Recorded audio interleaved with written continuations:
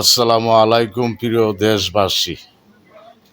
বাংলাদেশ 360 জন আউলিয়ারা ইসলাম প্রচার করেছে। সেই দেশে এখন এত এত হাজার হাজার লক্ষ লক্ষ মসজিদ মাদ্রাসা হয়েছে। সেই দেশেও এখন মসজিদের উজুখানায় এক শিশু বাচ্চা ফেলে দিয়ে গিয়েছে। আমরা কতটুকু হয়েছি, কতটুকু অপদার্থ হয়েছি যে বাংলাদেশে আল্লাহর অলিগণ ইসলাম প্রচার করেছে। সেই বাংলাদেশের মসজিদের ওজুখানায় এক শিশু বাচ্চা একবারে অল্প বয়স, কয়েকদিন হয়েছে, মনে হচ্ছে 4-5 দিনই বাচ্চা ওজুখানায় ফেলে দিয়ে গেছে। আর বাংলাদেশে এখন নতুন দল সৃষ্টি হয়েছে। তারা নির্বাচন নিয়ে প্রধান উপদেষ্টার সাথে অনেক কিছুই করেছে। এখনো বলে নির্বাচন দেওয়া ম্যাপ করেছেন, করা যাবে না। আগে ওদের সনদ দিত, জুলাই আন্দোলনের সনদ দিয়া সেরা বিচার করে, স্বৈরাচারের বিচার করে তারপর নির্বাচনের লোক দিবার লাগে। এই কুলাঙ্গারের দলগল আর অনেক কিছু আছে। আরও কয়েকটি দল আছে, 1-2টা দল দেশটার মধ্যে এই আচরণ করতেছে।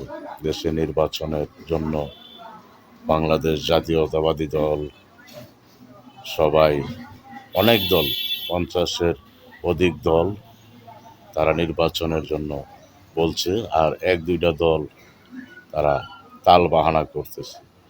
দেশের মধ্যে তারেক জিয়ার ব্যানারের মধ্যে, তারেক জিয়ার ফটোর মধ্যে একটা কুলাঙ্গারের বাচ্চা সে আঘাত করেছে পাও দিয়ে। তার সেই পাওটা আইন শৃঙ্খলা বাহিনীকে বলছি, পাওটা ধরে ওর গাড়ে ঝুলিয়ে দেন, তা না হলে ওর অস্তিত্ব থাকবে না দেশের মধ্যে।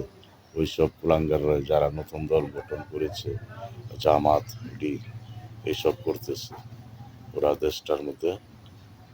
দেশের মধ্যে একটা বিশৃঙ্খলার সৃষ্টি করার চেষ্টা করছে। দেশের মধ্যে যেমন বিশৃঙ্খলার সৃষ্টি করার চেষ্টা যাই করে, ক্ষমা পাইবে না, ছাড় পাইবে না।